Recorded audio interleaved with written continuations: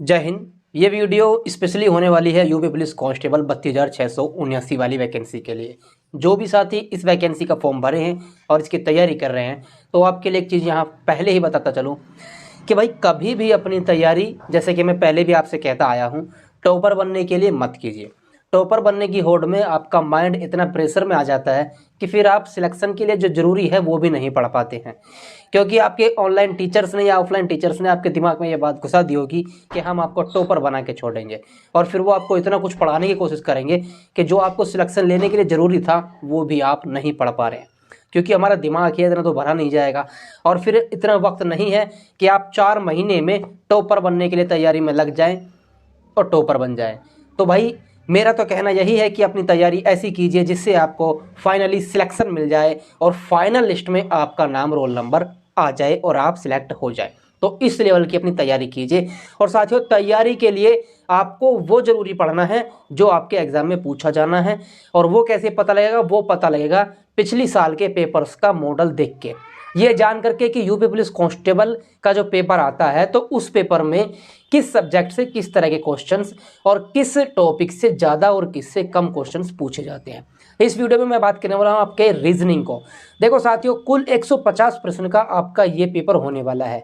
और भाई देखो, 150 क्वेश्चन के आपको 300 नंबर मिलेंगे। अब इसमें भी आपका 4 पोर्शन में आपका पेपर बटा हुआ है: मैथ, रीजनिंग, हिंदी और जीके जीएस। मैं पहले भी आपसे यही कहता हूं, अब भी आपसे यही कहूंगा कि आपका फोकस सबसे ज़्यादा होना चाहिए आपकी मैथ पर, रीजनिंग पर और तीसरा हिंदी पर। और जीके को आप उतना पढ़िए जितना आपको सिलेक्शन लेने के लिए काफ़ी हो जाए। मतलब इन तीनों सब्जेक्ट से, मैथ, रीजनिंग और हिंदी से आप उतना पढ़िए जितना आप हाई से हाई नंबर यहाँ से ला सकते हैं। ऐसा क्यों कह रहा हूँ? क्योंकि देखिए, हिंदी जो है वो एक ऐसा सब्जेक्ट है जिसमें कुछ भी नया ऐड नहीं होता, सब कुछ पुराना है, फिक्स है। आप उसी को पढ़ते रहिए, वहीं से आपका पूछा जाना है, वहीं से आपका सिलेक्शन होना है। जैसे हिंदी में अगर आपने व्याकरण को अच्छे तरह से पढ़ लिया है, व्याकरण में आपके संधि, विच्छेद, ये तत्सम, तद्भव, ये सब चीज़ें अगर आपने अच्छे से पढ़ लिया है तो भाई आप हिंदी में जो आपसे 37 क्वेश्चन पूछे जा रहे हैं 35-34 तक आसानी से कर देंगे, क्योंकि हिंदी बिल्कुल फिक्स है। हिंदी में आपको कुछ भी इधर उधर से नहीं आने वाला। अगर आप वही टाइम हिंदी को ना देके जीके जीएस को देंगे तो, क्योंकि जीके जीएस में आप कभी भी ये पता नहीं लगा पाएंगे कि कहाँ से क्वेश्चन पूछे जाने वाले हैं। जीएस जो है वो अपार है, जीके जो है वो एक पूरा महासागर है, फैला हुआ है, आप कहाँ तक लपेटेंगे तो उतना नहीं याद कर पाएंगे। तो उसको उतना टाइम दिए जितना आपको एक्स्ट्रा नंबर की जरूरत पड़ रही है इन तीनों के बाद में। मैथ में और रीजनिंग में आप 95% तक रिजल्ट ला सकते हैं अगर आप उस तरह से तैयारी करें जिस तरह से आपसे एग्जामिनर आप क्वेश्चंस पूछने वाला है। जैसे पहले आपको पता होना चाहिए कि रीजनिंग की अगर हम तैयारी कर रहे हैं, क्योंकि इस वीडियो में मैं आपको स्पेशली रीजनिंग के टॉपिक्स बताने वाला हूं कि हम रीजनिंग की तैयारी कर रहे हैं, तो हमें यह पता लग जाए कि रीजनिंग के कौन से चैप्टर से, कौन से टॉपिक से सबसे ज़्यादा क्वेश्चंस पूछे जाने हैं। तो हम सबसे ज़्यादा टाइम भी अपना वहीं पे देंगे, क्योंकि हमें सिलेक्शन लेना है। और सिलेक्शन हार्ड वर्क के साथ साथ अगर स्मार्ट वर्क करोगे तब ही होगा। अगर हार्ड वर्किंग में लगे रहोगे, ठीक है ना, भेड़ चाल में लग के कि भाई बहुत पढ़ रहा हूँ, 14 घंटे 18 घंटे पढ़ रहा हूँ, तो ऐसे पढ़ने से सिलेक्शन नहीं होगा। सिलेक्शन वही होगा चाहे आप कम समय पढ़िए, लेकिन जो जरूरी है, जो पूछा जाना है वो पढ़िए। अब जैसे साथियों रीजनिंग की हम बात करें तो टोटली पूरा एनालिसिस करके पिछले सालों के पेपर्स को देख करके उनमें किस चैप्टर से किस तरह के क्वेश्चंस पूछे गए थे और कितने क्वेश्चन पूछे गए थे, और गूगल से, चैट जीपीटी से, हर जगह से पता करके कुछ टॉपिक्स यहाँ लिख करके लाया हूँ। आपको बताने वाला हूँ किस टॉपिक से कितने क्वेश्चन आते हैं और रीजनिंग को ईजिली आप कैसे बना सकते हैं, क्या आपको स्टार्टिंग में तैयारी अपनी करनी चाहिए, वो मैं बताने वाला हूँ। सबसे पहले तो मैं आपको बता दूँ कि किस टॉपिक से कितने क्वेश्चन आपसे पूछे जा रहे हैं। तो यहाँ पर साथियों एक जो बड़ा पोर्शन है वो है डिसीजन मेकिंग, निर्णय बनाना, निर्णय लेना।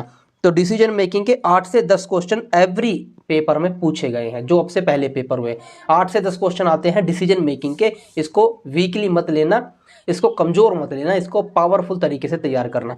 डिसीजन मेकिंग के 8 से 10 क्वेश्चन मिलेंगे। कोडिंग डिकोडिंग के 4 से 6 क्वेश्चन आते हैं। नंबर सीरीज के 5 से 7 क्वेश्चन हैं। ब्लड रिलेशन के 3 से 5 क्वेश्चन आ जाते हैं। दिशा ज्ञान के आपसे 3 से 4 क्वेश्चन पूछ लेगा। एनालॉगी क्लासिफिकेशन के 4 से 6 क्वेश्चन आ जाते हैं। मानसिक अभिरुचि के 6 से 10 क्वेश्चन तक आ जाते हैं। मानसिक अभिरुचि जो आपका मैथ का ही एक इन्होंने अलग से पोर्शन दे दिया, ये मैथ में ही मानसिक अभिरुचि के आते हैं, जिसमें आपसे पुलिस प्रबंधन के बारे में पूछ लेगा कि आप एक पुलिस वाले के रूप में कार्य कर रहे हैं, आपके सामने कुछ ऐसी घटना होती है तो आप क्या डिसीजन लेंगे। इस तरह की मानसिक अभिरुचि वाले 6 से 10 क्वेश्चन आते हैं, जो कि मैथ वाले 38 क्वेश्चन में से ही आते हैं। ठीक है, तो मैथ के तो वही 20 से 22 क्वेश्चन मिलेंगे, बाकी आपको ये मिलेंगे। उसके बाद में कथन निष्कर्ष के आएंगे 3 से 5 क्वेश्चन। वैन आरेख के आपके जो डायग्राम वाले हैं 3 से 5 क्वेश्चन आते हैं। न्याय निगमन के 2 से 4 क्वेश्चन आते हैं, और आकृति गणना के जिसमें फिगर को काउंट करने के लिए आता है तो उसके भी 2 से 3 क्वेश्चन पूछ ले जाते हैं। तो साथियों ये पूरी लिस्ट है जिस तरह से आपसे क्वेश्चन पूछे जाने। अब इसमें आपको सबसे ज्यादा कहां पर ध्यान देना है वो आप खुद देख लीजिए। भाई जहां ज्यादा क्वेश्चन आपसे पूछे जा रहे हैं सबसे पहले वहीं पर आपको ज्यादा ध्यान देना और इसी की ज्यादा से ज्यादा प्रैक्टिस भी करनी चाहिए। अब आपको मैं रीजनिंग के लिए कुछ ट्रिक बता दूं। रीजनिंग में सबसे पहले आपको पूरी ही रीजनिंग में सबसे ज्यादा काम देने वाला है वो है आपका अल्फाबेटिकल नंबर्स। जैसे ए 1 पे आता है, बी 2 पे आता है, जेड 26 पे आता है, टी जो है वो 20 पे आता है, वाई जो है वो आपका 25 पे आता है। तो ये जो अल्फाबेटिकल नंबर है ये आपको याद होने चाहिए, बिल्कुल ऐसे कि सेकंड से भी पहले आपके माइंड में आ जाए कि हाँ ये तो ओ का नंबर 15 पे आ रहा है या जे जो है वो 10 पे आ रहा है, इस तरह से। तो उसकी एक छोटी सी ट्रिक है। एक तो आप याद करिए इजोटी, EJOTY। ई आता है 5वें नंबर पे, जे आता है 10वें पे, ओ आता है 15 पे, टी आता है 20 पे और वाई आता है 25 पे। इसे याद करने से फायदा ये होगा कि अगर आपको नंबर सीरीज ठीक से भी याद नहीं है तो इजोटी अगर आपको याद है, इजोटी 5, 10, 15, 20, 25, तो जिसके भी आसपास वाला आपका अल्फाबेट होगा आप उसी से काउंटिंग कर लेंगे। जैसे हमें पता करना है एम का, तो हमें क्या याद है इजो, यानी कि जे 10 पे आता है तो जैसे आगे 11, 12, 13, इस तरीके से हम आसानी से काउंट कर सकते हैं। उसके बाद में अल्फाबेटिकल सीरीज जो है वो विपरीत दिशा में कैसे आता है वो आपको याद होना चाहिए बहुत अच्छे से। जैसे ए का विपरीत जेड है, मतलब जैसे ए शुरू में है वैसे ही लास्ट में क्या है जेड। वैसे ही बी का विपरीत वाई है, जैसे ए के बाद बी आता है वैसे जेड से पहले वाई आता है। सी का विपरीत एक्स है, जैसे बी के बाद सी आता है वैसे वाई से पहले एक्स आता है। तो ये आपको टोटली याद होना चाहिए। इसका एक थोड़ा सा ट्रिक मैं आपको बता दूं, लिख भी लेना और याद भी कर लेना। क्या है कि ए जेड को लिख दो आज, बी वाई को लिख दो बॉय, सी एक्स को लिख दो 6, डी डब्ल्यू को लिख दो ड्यू, ई वी को लिख दो इलेक्ट्रिकल व्हीकल, एफ यू को लिख दो फ्यू, जी टी को लिख दो जीटी रोड, एच एस को लिख दो हाई स्कूल, आई आर को लिख दो इंडियन रेलवे, जे क्यू को लिख दो जगह क्यों है, के पी को लिख दो काला पानी, एल ओ को लिख दो ले ऑर्डर और एम एन को लिख दो मन से। तो इस तरह से आप इनको विपरीत में लिख करके याद कर सकते हैं, बहुत इजीली हो जाएगा। और साथियों अब एक ट्रिक मैं आपको, एक छोटा सा टिप्स आपको और दे दूं कि जीएस से फोकस उतना रखिए जितना आपको सिलेक्शन के लिए नंबर्स जरूरी हैं। मैं मानता हूं कि 75 क्वेश्चन जो मैथ और रीजनिंग है इसमें से आप कम से कम 65 से 70 के बीच में कीजिए। 65 से 70 के बीच में अपना स्कोर बनाइए, 65 आप बना देंगे। हिंदी जो है वो 37 क्वेश्चन आपसे पूछे जाने हैं, तो वहां भी 33 से 34 क्वेश्चन आपको ऐसी तैयारी कीजिए हिंदी की कि आप कर पाए, 32-33 क्वेश्चन कर पाए।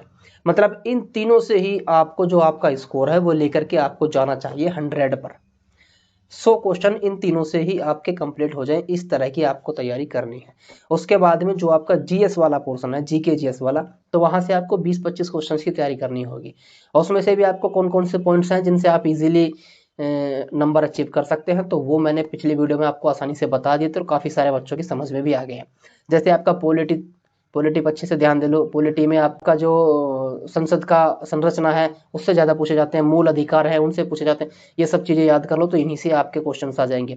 तो ज्यादा बड़े उसमें नहीं घुसना है, ज्यादा से ज्यादा स्कोर जो है वो आपको अपने इन्हीं 3 पोर्शन रीजनिंग, मैथ और हिंदी पर बनाना है। तीनों के 112 क्वेश्चन है। अब आप देख लीजिए इन तीनों में से ज्यादा से ज्यादा आप कितने कर सकते हैं। 100 प्लस कीजिए इन्हीं में से, क्योंकि ये ईजी है।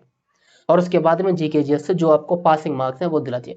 क्योंकि भाई देखो इस बार नेगेटिव मार्किंग नहीं है, तो आप बेझिझक होकर के तुक्का भी लगा सकते हैं। लेकिन तुक्का भी तभी लगा पाएंगे जब आपने उन क्वेश्चंस को पढ़ा होगा और आपको यह डाउट होगा कि इसमें ए या बी कोई भी हो सकता है, तभी आप तुक्का लगा पाएंगे। जब आपने पढ़ा ही नहीं है, आपके सामने कभी वो क्वेश्चन आए ही नहीं और आप सोच रहे हैं तुक्का लगा दे, तो ये तो कुछ नहीं, इससे कुछ नहीं होने का। ठीक है, तो भाई इस तरह से आप अपनी तैयारी रीजनिंग की कर सकते हैं। बाकी आपको नेक्स्ट वीडियो किस टॉपिक पर चाहिए आप बता देना, मैं उसका भी एनालिसिस करके आपके लिए ले आऊंगा। और आपको रीजनिंग की अगर कोई बेस्ट बुक चाहिए तो कमेंट में मैंने उसका लिंक दे दिया है, सॉरी डिस्क्रिप्शन में उसका लिंक दे दिया है, मुझे उनसे जाकर के आप परचेज कर सकते हैं। रीजनिंग के लिए इजीली और बेहतरीन बुक है।